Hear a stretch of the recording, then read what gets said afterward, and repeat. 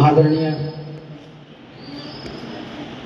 प्रधानाचार्य जी, उप प्रधानाचार्य जी, साथी शिक्षक शिक्षिकाएं,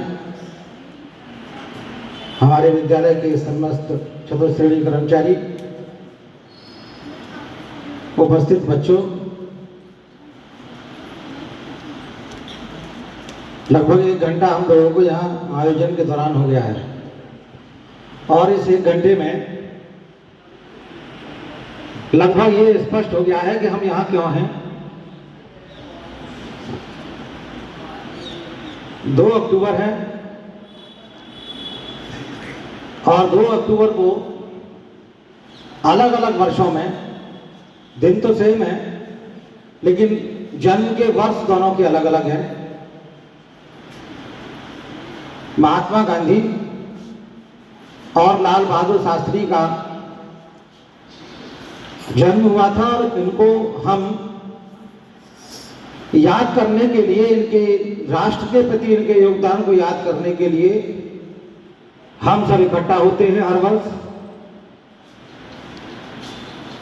और इकट्ठा ही नहीं होते हैं, कोशिश करते हैं कि हम भी अपने राष्ट्र, अपनी संस्था, अपने समाज के प्रति कुछ कर सकें।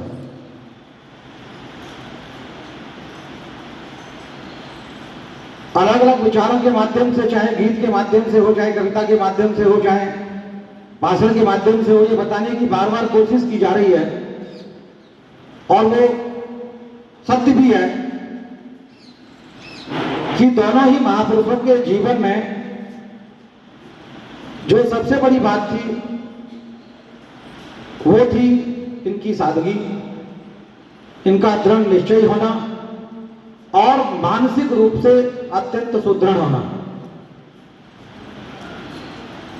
चाहे वो प्रोटोकॉल तोड़ने की बात हो, चाहे कोई और बात हो। मैं अपनी बात को बहुत लंबा नहीं खींचूंगा, लेकिन चूंकि यहां शिक्षक बैठे हुए हैं, बच्चे भी बैठे हुए हैं, इन दोनों की सबसे बड़ी बात ये थी कि ये बहुत ज्यादा पढ़ते थे। मानसिक रूप से जो सुदृढ़ता प्राप्त होती है वो सिर्फ और सिर्फ पढ़ने से प्राप्त होती है। इसको स्वाध्याय बोलते हैं। महात्मा गांधी और लाल बहादुर शास्त्री, इन दोनों की ये उस समय की विशेषता थी कि यात्रा के दौरान ये सोते नहीं थे। पूरा समय यात्रा के दौरान पढ़ाई में निकालते थे। अलग अलग ग्रंथों, अलग अलग किताबों, अलग अलग साहित्य में क्या क्या लिखा है और राष्ट्र के प्रति उसका सदुपयोग किस तरह किया जा सकता है, ये सबसे बड़ी विशेषता इनकी थी। और खूब पढ़ते थे, इसलिए ये दोनों खूब लिखते थे। महात्मा गांधी की गिनती उस दौर के सबसे बेहतरीन पत्रकारों में होती थी। इन्होंने साउथ अफ्रीका में ही 3 अखबार निकाले थे और अखबार के दम पर वहां के भारतीयों के प्रति स्वतंत्रता की एक अलग जगाई। और जितने सब काम महात्मा गांधी ने दक्षिण अफ्रीका से लौटकर भारत में किए, वो सब साउथ अफ्रीका में करके, उनको टेस्ट करके वो आ चुके थे। तो अगर हम यहां इकट्ठा हुए हैं और सिर्फ इतना भी संकल्प ले लें अपने हित के लिए, राष्ट्र के हित के लिए नहीं, संस्था के हित के लिए नहीं, समाज के हित के लिए नहीं, अपनी मानसिक सुदृढ़ता के लिए हम केवल इतना भी संकल्प ले लें कि पूरे साल में कम से कम 2-3 किताबें तो हम ऐसी पढ़ लें जिनके आधार पर हम अपने बच्चों को कुछ नया बता पाए। वो किताबें, मैं सिलेबस की बात नहीं कर रहा हूं, सिलेबस की किताबों को पढ़ रहा तो हमारी मजबूरी है। हम में से बहुत कम लोग ऐसे हैं जो किताबों को पढ़ते हैं।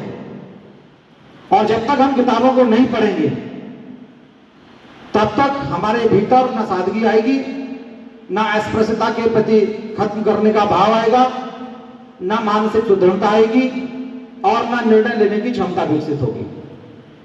तो अगर आप सब मेरी बात से सहमत हो तो आज एक संकल्प लेकर जाएं कि पूरे साल में कम से कम 2-3-4 किताबें अवश्य पढ़ें, चाहे हम किसी भी विषय के हो।